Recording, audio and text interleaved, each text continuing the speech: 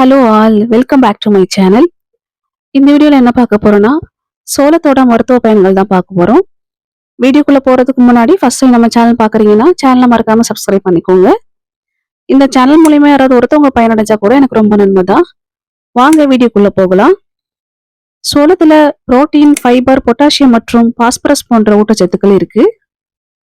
இதில் calcium, vitamin B complex மற்றும் இரும்பு சத்து ஆகியவை அதிக அளவில் இருக்கிறதுனால இவை ஆரோக்கியத்திற்கு நன்மை தருது. பற்கள் தொடர்பான வியாதிகளை முறையாக சுத்தம் செய்யாவிட்டால் அதிக அளவில் ஆபத்து ஏற்படும். உடலில் கால்சியம் குறைபாடு இருந்தால் பற்கள் பலவீனம் அடையும். இதன் விளைவாக பல்வலி உண்டாகிறது. பல்வலியை போக்க சோளம் உதவுது. ஏன்னா இதுல பற்களை வலுப்படுத்தும் பொட்டாசியம் மற்றும் கால்சியம் அதிக அளவுல இருக்கு.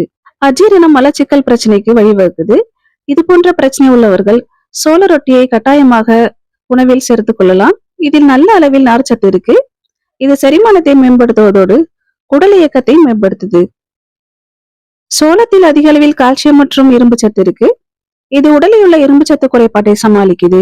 மேலும் ரத்த சோகை அபாயத்தை குறைக்குது. ரத்த சோகை உள்ளவர்கள் தங்கள் உணவில் சோளத்தை சேர்த்துக் கொள்ளலாம். கால்சியம் குறைபாடு, பலவீனமான எலும்புகள் மற்றும் எலும்பு தொடர்பான வியாதிகளுக்கு வழிவகுத்து சோளத்தை உட்கொள்வதன் மூலம் எலும்பை பலப்படுத்த முடியும். சோளத்தில் கால்சியம் மற்றும் மெக்னீசியம் இருக்கிறதால எலும்புகள் வலுப்படுது.